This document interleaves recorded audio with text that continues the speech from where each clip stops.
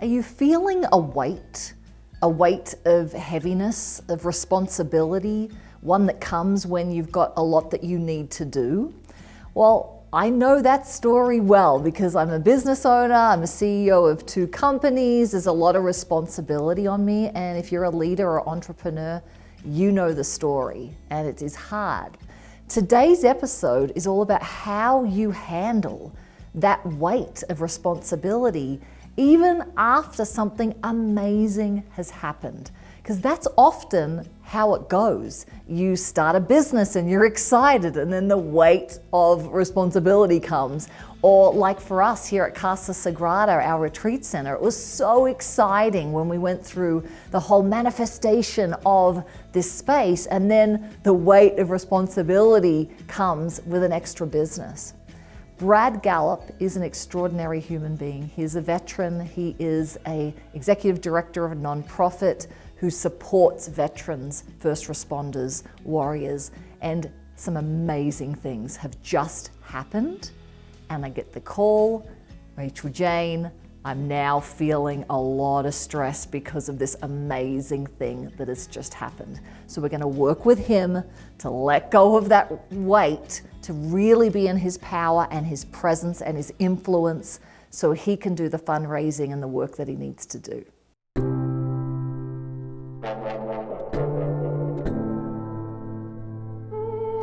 My name is Brad Gallup. I'm a retired major of the United States Air Force and the United States Marine Corps, and I am the executive director of the Warrior Storyfield, a nonprofit that I've been working with for the last 15 years. The biggest challenge I'm bringing to Rachael-Jayne today to work with coaching is I've all of a sudden, as part of this executive director, have come into this budget of $3 to $5 million that I need to work with, and I've got money coming in, and I've got this scarcity mindset about how do I work with that money, and how do I not let it get out of control, and how do I make sure that this nonprofit grows the way it needs to do to honor the work we're doing with veterans and first responders.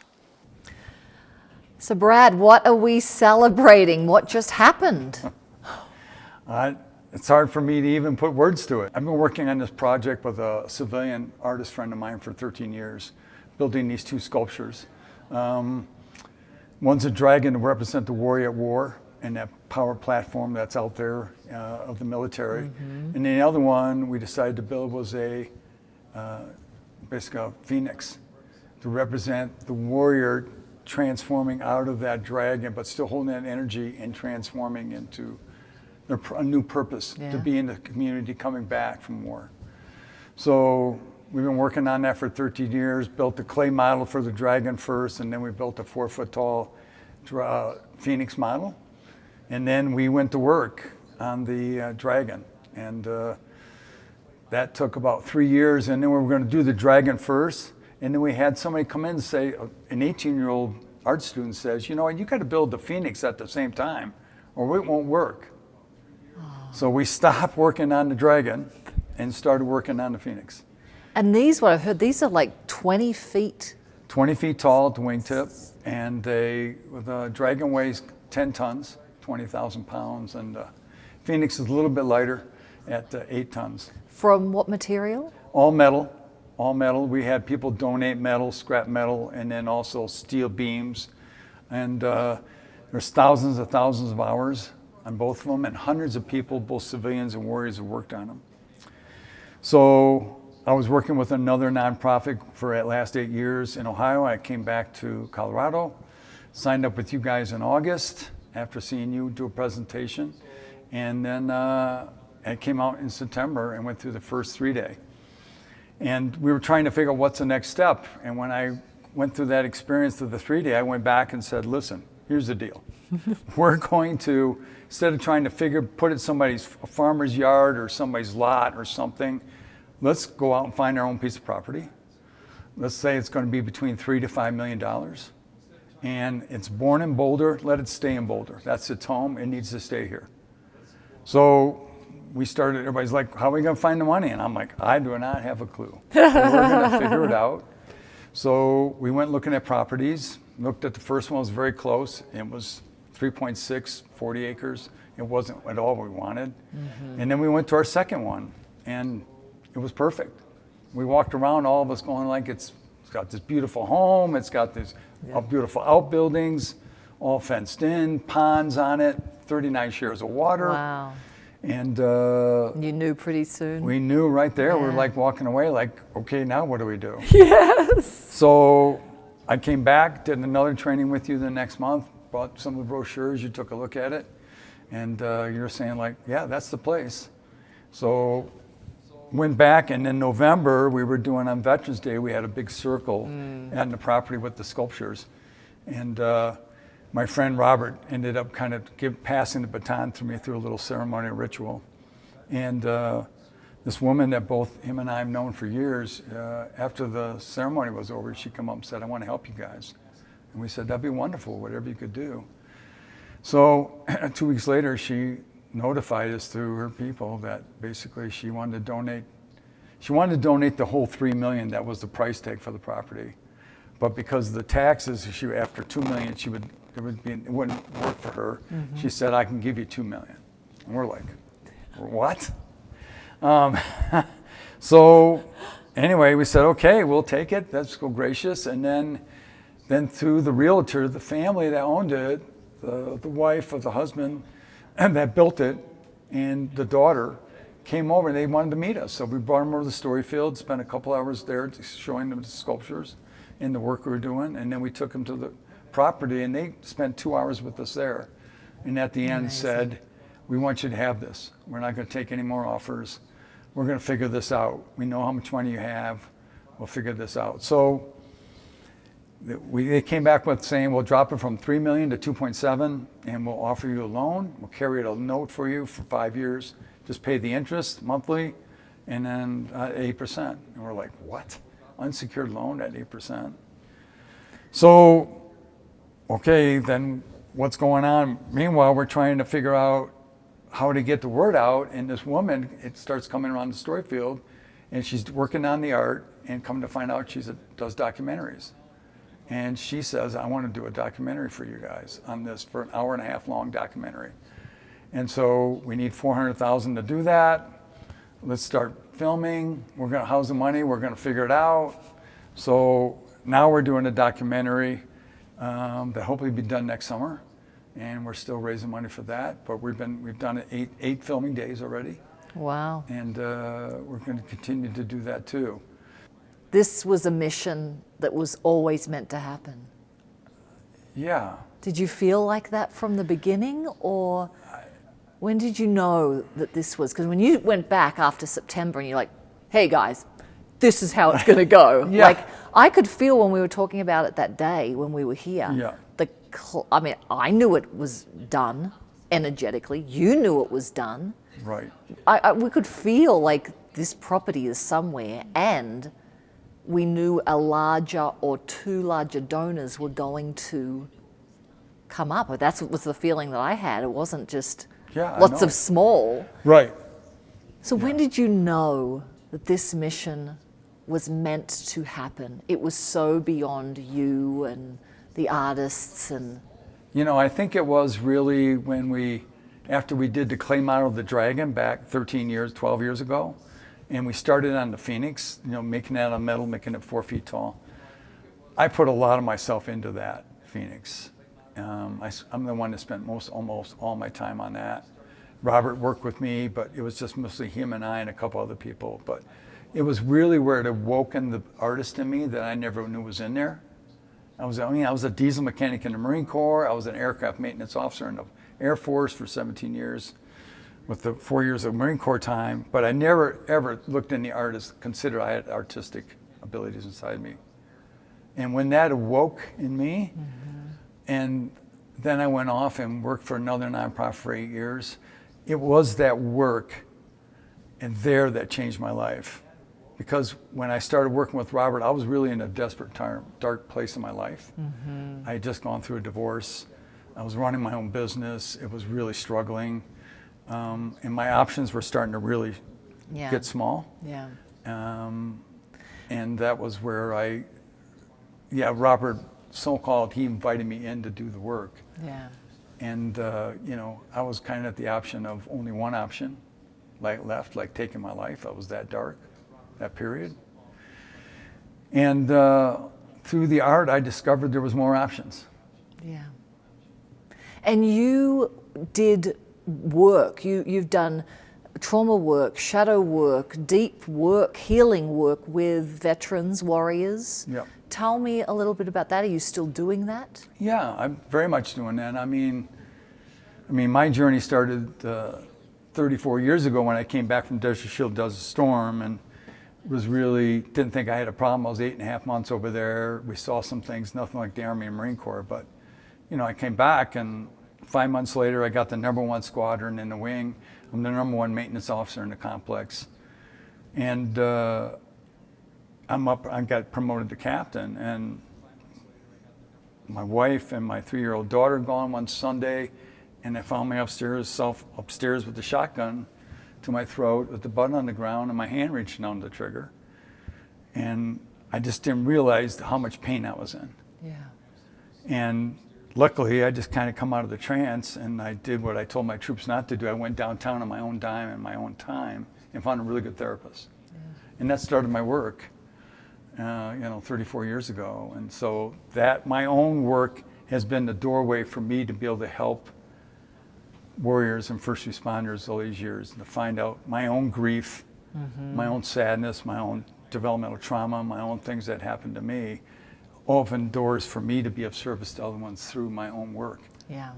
What you shared a few months back about the property that felt really important to me is having the trainings and having these weekends on the property. It wasn't just a place for these statues, this artwork to be, but a community, a safe space, the work, and all of that. Anything else that's going to be happening on the property? I mean, I know it'll be the headquarters of the nonprofit. Yeah, we're also going to build out, we got somebody who wants to do glass work. We want somebody that wants to do pottery. We got somebody that wants to do some painting. We got all those people already waiting to do the work.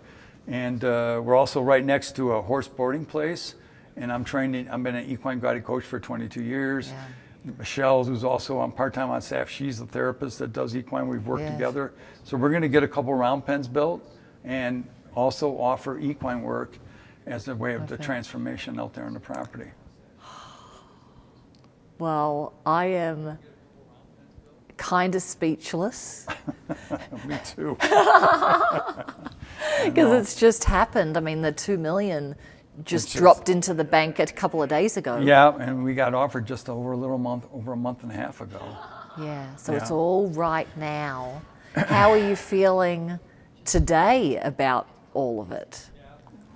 Well, then the board voted me executive director a week and a half ago. Well, good for them. Yeah, thank you. I Very appreciate good it. for them. And it's kind of that I've been on staff for nonprofits for the last 20-something years. I've been on 3 different ones. Yes. But now to be the executive director and as the co-founder, kind of made this come out of nothing into something. Yeah. I got a little bit of fear about it for sure.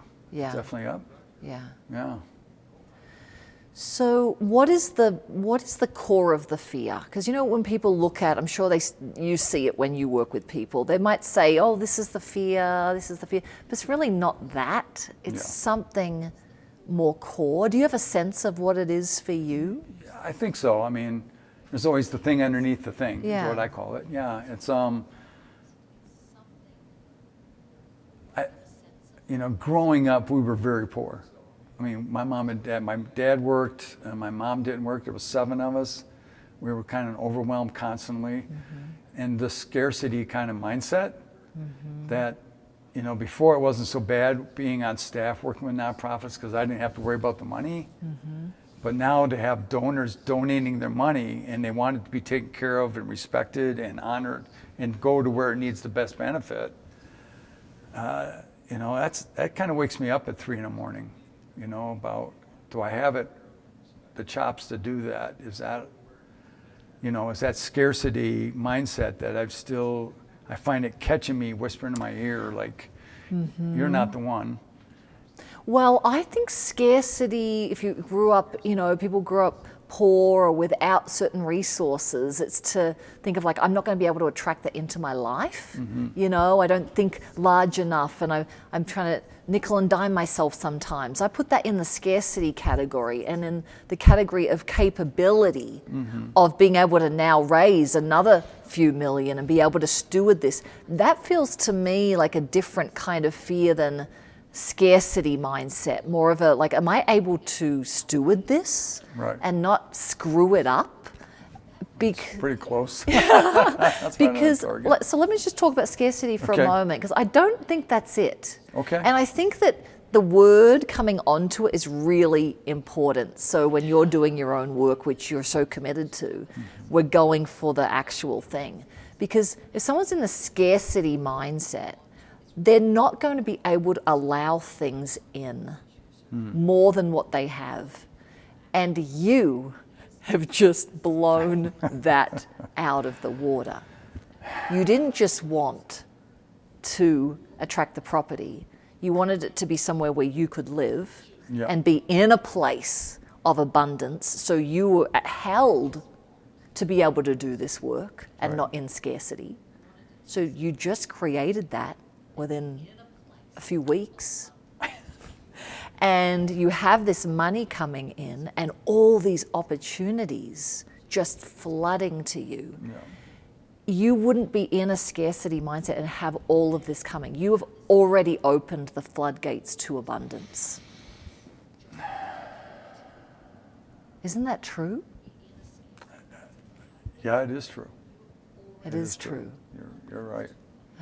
And this, you know, me going, I feel like I want to support Brad today. Like, let's get Brad. Like, that's part of the abundance that you're bringing in, and all the parts of the story that you shared. And there's, I'm sure, many, many more people that just want to support not only the, you know, the artwork and what it does, but support you because they see you as one of the primary leaders.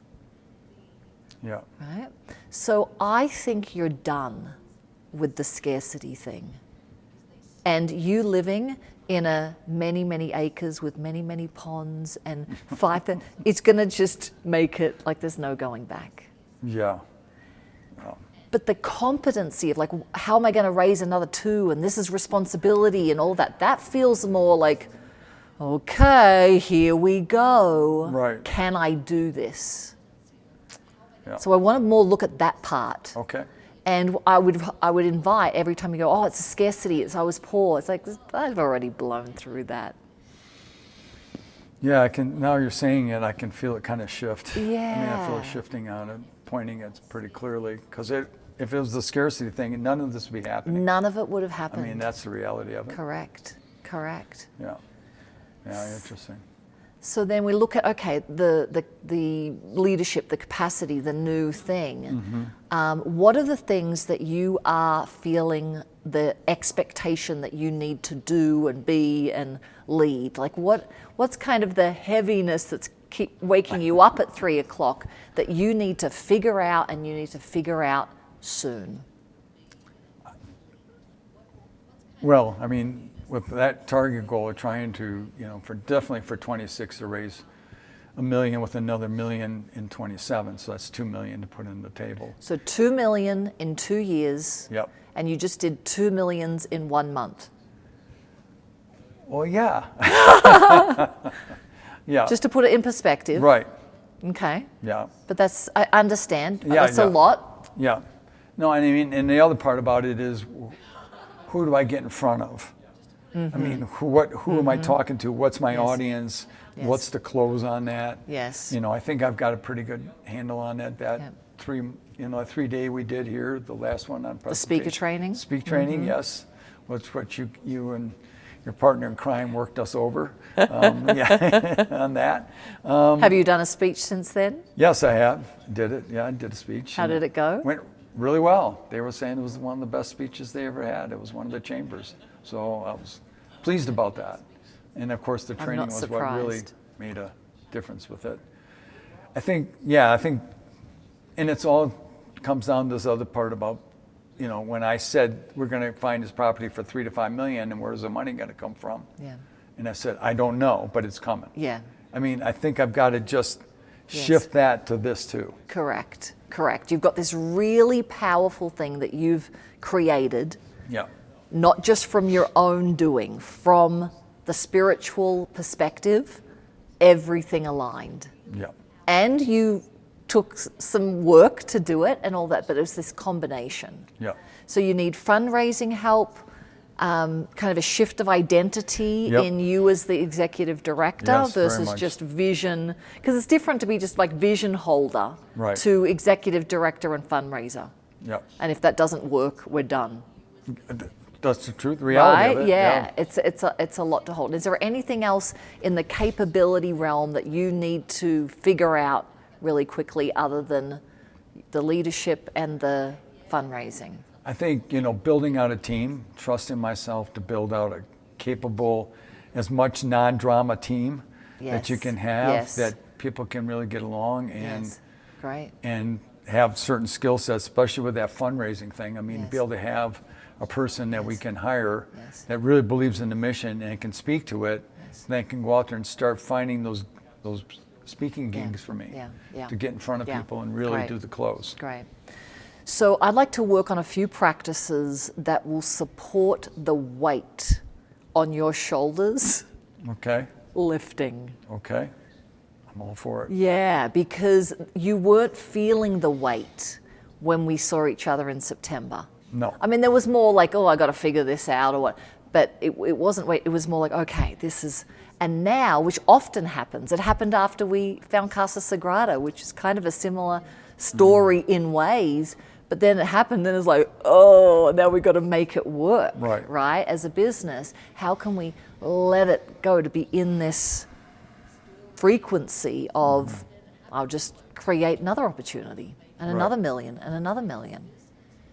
So in the weightlifting off, and anyone listening right now, you can think about what creates that weight. I presume, I'm not a veteran, but I can, what I've looked into is there's kind of a subtle veteran perspective that is very much about responsibility. Yes, very much Right? Like I am responsible, and I would suspect very loyal to a mission. so. Willing to put your life on the line and give it up for it. Yeah. Yeah. And I would suspect not very good with allowing personal failure. Very much. Very much so. Right? Because of what it is. So if people's lives are at stake. Yes. Yeah. So is that kind of showing up again? I'm responsible, this loyal to the mission, and I don't want to personally fail anybody here because this is way bigger than me. That's why you're the coach. Well, No, but it's true. No, you're right on target. Yeah. That is the familiarity. And now that you're saying it, I can feel the familiarity with the weight when I used to run fighter squadrons with 26 airplanes, 500 people, and $500 million in assets, worldwide deployment. Yeah, so, and it was heavy. yeah. So when we come on to something, it's like, okay, that's just been the history, and that's been my conditioning. Right. That we go, okay, I just can see it. I just see it. That's how the earth suit, as I call it, is operating. And as soon as we can see it, we can name it and go, okay, that's why it's a little heavier for you than a lot of people, most civilians. I mean, we've all had our traumas and things, but this is a collective energy of the veteran experience. Yeah. Would that be correct? Yeah, it would. I think, you're very much correct. It's even when I ran my own business for 7 years, it was just me. You know what I mean? It was just me. It wasn't like, 13 years of art and all these hundreds of people and a core people of 50, a group of 50, women and men, warriors and civilians. Yes. So, and they're two incredible sculptures that are nothing else like it in the country, let alone the world maybe, built with no blueprint, no plan. Yeah. So, yeah. So it's a whole team, it's a whole army, it's a whole system that is playing. And this mission was supposed to happen. With or without you, it was supposed to happen. Yeah. So when we can anchor into that, it lifts. And beyond that, what I want to mirror back to you is that this isn't something that you do. This is a mission that has chosen you. Isn't that true? This mission of these sculptures and the property and the training chose you. Yeah, you're right. You feel that spiritual connection to that. Yeah, very much so. And in feeling our spiritual connection to our mission, at least for me, when I choose to feel that, the weight lifts. Because I wouldn't have been given the mission if I couldn't do it. Right. And that's why it's working out so well right now, is because what do you call the divine? God, Spirit? I call it divine. The divine. Yeah. The divine is orchestrating all of this and chose you to be the executive director right now. So when you feel that through your body, through your heart, the mission chose me, what happens in your body, in your heart, in your energy when you think about, I've got to raise $2 million and I got to do this and I got to do that? And Right. There's a subtle distinction for sure. I can feel it kind of really definitely. You know, we used to have the saying in the military, that's above my pay grade. You know, and I think this is a great place to say, you know what, this is above my pay grade. And I just got to do my best. Yeah. And I've been chosen because I have something here I can offer. Yes. Or we wouldn't have come up with the idea 15 years ago for a dragon and a phoenix made out of metal. We would just let it go, and I wouldn't be here, and this would not be happening. Or the property. Or the property. Or the kind of specific trainings that you do. Yeah. All of it. And all the healing that's gone through the civilians and the warriors over the last 13 years building it. Yes. They're all changed. Yes. They're all transformed. Yes. So that's the first thing that I want you to do every day for a while. It's when you get up and you do your morning ritual or your meditation, your prayers. Morning practice, yeah. I want you to feel the energy that you were chosen for this mission versus I am the one who has got to do it, be loyal to the mission, and no personal failure is allowed. Which is not going to be easy, but the more you practice that tuning in, and I can feel it's like, oh, okay. Yeah. So that's the first. The second is there has got to be an identity shift around your leadership. And what it feels to me is like from vision holder to executive leader fundraiser. The one that's leading the ask, the big asks at least. Yeah. And what helps someone change that identity? There's lots of things, but the one that I'm getting pulled to share and see what comes from you is really tuning into your heart's desire of what kind of leader you want to be. Because when someone hands you here's the executive director role and raise $2 million, often the mind will go into all the shoulds. I should do this and I should do that and I should do this and this is what it means and we've got this collective consciousness about what executive directorship means. But if you come into your heart's desire, which is what made you come up with the property idea, it was nope, this. Right. Nope, this. It was all led from your heart.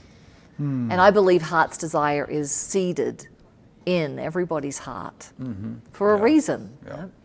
So when I had someone, Linda Selner, who's actually an artist, did this for me.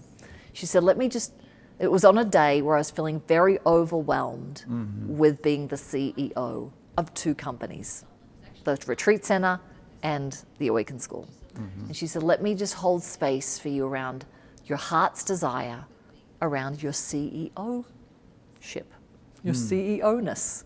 And I was like, that's a great idea, because that's what I do for everybody else. And she's like, how about I just hold that for you? And she took me in, long story short, of like, what do I really want to have to be as the CEO? And what ended up emerging was this word or phrase: I want to be the portal. I want to be just the portal that attracts the opportunities, the clients, people, the money, opportunities, and then it comes into our world, and the team and the community and everyone gets to enjoy all that's come into the portal. As you know, if I can go out and find 3 other amazing veterans who are on a spiritual path or a high consciousness, that helps you. Yep. That helps everyone. It's like, but don't worry, I'll just be the portal for amazing people. And I've stayed with it. She actually painted me a painting, and now it's above my computer. It's huge, of this portal. And I think that's also why art is so great, isn't it? It's like it holds the charge. That's right. Of the desire or where we're going. So I say that because I feel like there's an anchor or something that you can hold as your heart's desire, not should, not heaviness, of your executive directorship. Now, what would be the role that you would want to choose to work on with us here as I walk Brad through the next part of the process? So would you willing to play for a little moment on that? Of course. So just close your eyes for a moment. And I want you to bring to mind the shoulds for a moment. You know, now I should do this, and now I'm responsible for that, and all the things that kind of wake you up at 3 a.m. in the morning, and just feel what happens to the body. Right? It gets heavy. Yeah, shoulders come up. Shoulders come up. Yeah, I can feel the weight of that already, kind of pulls my head down even. Yeah. Yeah. It feels like this is a long hill to climb. Yep. This is a big mountain to climb. And so with heart's desire, it's received from your soul, from the divine.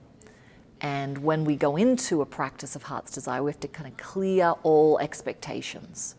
Like, oh, this is what it should be, or this is what it should be. I'm going to be the portal too, blah, blah, blah. Clear all of that. And just drop into your heart space. Yeah. And feel the power of these 2 sculptures in your heart. Yeah.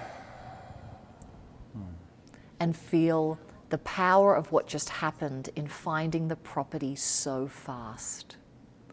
And the joy that you've all had in the amount of surprise and exhilaration and wows, yes.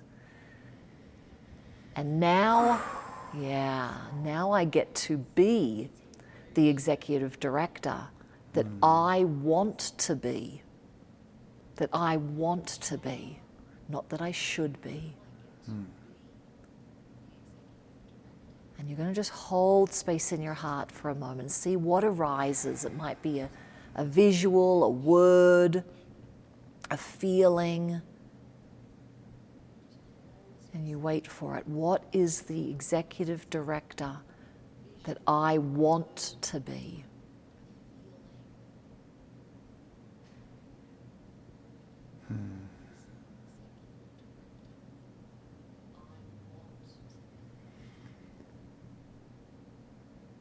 Yeah. I think the words that come to mind is like fierce compassion.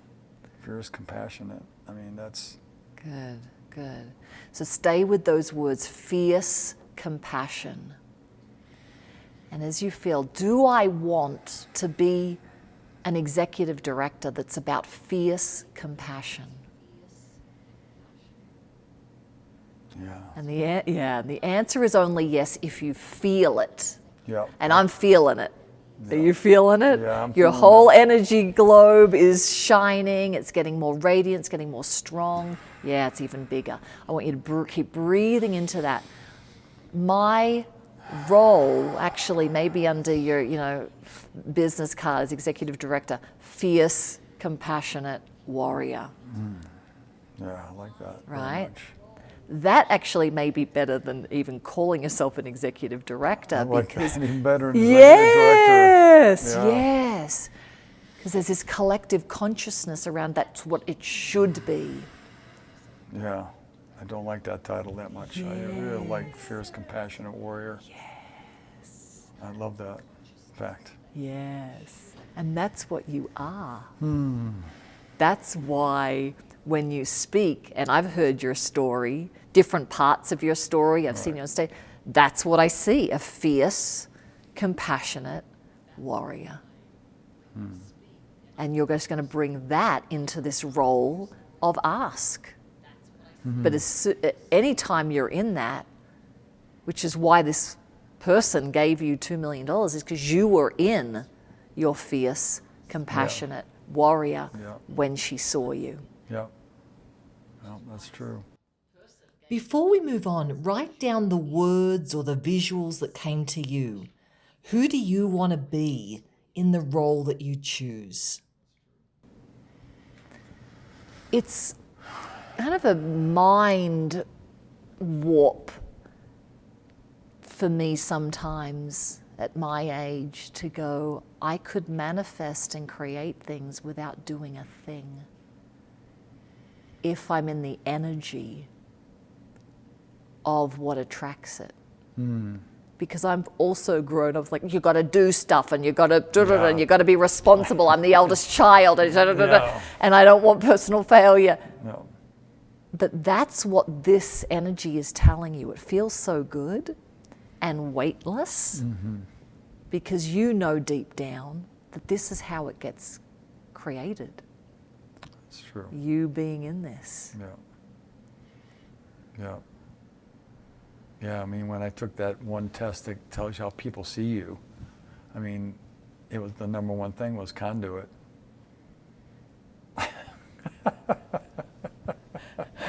And what does conduit mean to you in the aspect of executive director? Yeah, just, just being open to any possibility and just letting it come through. Come back to my heart, come back to being the fierce, compassionate warrior, and just trusting that, it's above my pay grade. Yes. Just let it be. Yes. Fantastic. So first practice is I have been given this mission. Okay. Spiritual connection.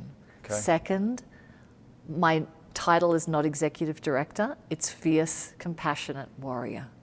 That's my job. Yep. In my ask.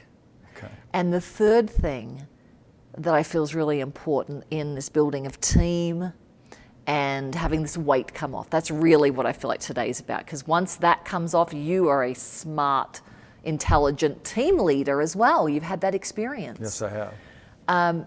It's all going to unfold. Right. Because the culture, you said you want the culture of no drama and all of that, which can flourish in nonprofits. Yes. Because of volunteership and all of that. It still comes, it trickles down from the leader. Yes. If the executive director or the leaders or the board haven't done their inner work, it's going to be a nightmare. Yes. I've experienced that. I've experienced it too. Yep. Right? But if someone's done their work, which you have, and continuing to do it, that's what's going to trickle down into the culture. So I'm not really concerned about that. What I'm more concerned about is you taking over responsibility and forgetting and then coming back into that. It's me, I've got to do it, I've got to... Yeah, no, it's old way of being. Yeah, so that's why I think the third thing I want you to remember and practice is the distribution of responsibility. And keep reminding yourself that your job is to distribute responsibility. It's not to take on more. Yeah, I've done that. Done it, got the t-shirt. Yeah. So who have you got already that you could distribute responsibility to, even this week, that's on the team or in your circle, but you haven't distributed the responsibility to them yet? Yeah, we've got a circle, probably about 7 that are kind of on the impromptu staff. We meet every Monday for 3 hours to go through stuff and share what's going on. You know, there's a couple of people have been asking some more, to take on more, and just I haven't had the moment to sit down to get an understanding of the clarity of what they could do. But now that I've seen it from a different perspective, I mean, it won't be very hard just to go back and ask them, what would you like to do? Instead of me thinking what they should do, come back and ask them, what would you like to do? What seems possible? What's in your wheelhouse? What seems like there's something you really have a real calling to do to help us take this to the next step and help me as we continue to grow this out and really build it out the way that I've always wanted a culture and a nonprofit to be, you know, with kindness and, you know, generosity, and at the same time being very focused with that fierce compassion, warrior energy to be able to say, here's where we're going, and I need you guys to get on board with me. And I can't do it alone. I need you. I need you. I need your support. I need your backing. And this is a really good team. I mean, people have known me for 30 years and love me and respect me and care for me already, which is a huge gift. And it's a huge gift for you to feel that supported. And in the fundraising piece, I feel like that's, you know, part of that weight around the money, to make sure that you're distributing the work of them getting you in front of other people. Right? You're going to do that. You meet people. People are naturally drawn to you. But if you can get this team always looking for opportunities, because if you're in a room, and I'm just talking about you, Brad, I'm not talking about anyone else that I've ever met, you, Brad Gallup, when you're in a room and you are in this fierce compassion warrior, there is nothing that is not going to happen. It is done. It is given. Ask and you shall receive. It is done. It's just the energy's so clear. So stay with that and let everybody else too find ways for you to get into a room. Thank you. Absolutely. Thank you for that blessing. I know everybody listening is going, can you tell me what the name of the project is again? So just tell us before I give you your 14-day challenge. Okay. Name of the nonprofit? Yep, the Warrior Storyfield, and the website is warriorstoryfield.org.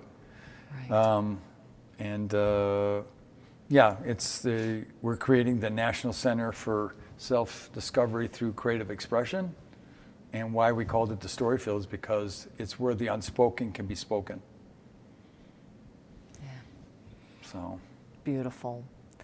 And can they go to the website and go to the website, contribute, donate, donate there? We've also got the trailer is all the documentaries there. So if you want to either donate to the documentary and donate to us too, or one of the other, whichever calls to you, but on the website you can do both. That's wonderful. And if you want to reach out to me, that's easy. Just Brad at warriorstoryfield.org, and just reach out. And you're willing to travel and speak. I'm willing to travel and speak wherever it needs across the country. And he is incredible. Thank you. Such a great storyteller. Thank you. So your 14-day challenge, these 3 things I just want to go over again. Every morning for 14 days, can you add that to your meditation, prayer practice. Time? I was given this mission. Until you feel that. Hand on heart. I'm not the executive director, really. I am the fierce, compassionate warrior. Really sinking into that soulful self that you are. That's the archetype of your soul. And then coming out of that, the distribution of responsibility. I'll just remind you of that, but you've got that. I want the first 2 things every single morning for 14 days, and then in 14 days we're going to connect and see how much of this weight has lifted but has stayed lifted. Yeah, wonderful. All right, you have my word. Awesome. You have my word. Thank you, Brad. Oh my gosh, you're amazing. Thank you so much, RJ. Appreciate you. I love you. Love you do in too. The world. Yeah. Thank you. what I'm feeling right now after being coached by Rachael-Jayne, I'm feeling a lot lighter for darn sure. I feel like there was a breakthrough in the possibility of seeing that I don't have to take this all on and hold it the way I thought I had to hold it, like previous jobs I'd done, especially in the military. So I can just be that conduit and just trust that it's above my pay grade and just do my best and let that be how I go from here on out, which is, for me, feels very cool. Before you go, I'd love to invite you to Spiritual and Successful. This is one of the trainings that Brad did. It's about you being the powerful speaker, the influencer, maybe the fundraiser as well that you need to be. It's about you having this unshakable presence that when you walk into a room, people respond to you. It opens opportunities for you. If you're a leader, change maker, entrepreneur, executive director, fundraiser, this experience is going to support you and your leadership in so many areas. So I will put the link in the description. We have some special discounts for the tickets happening right now this week. So go ahead, click on the link, and I would love to see you here at Casa Sagrada in Loveland, Colorado for Spiritual and Successful.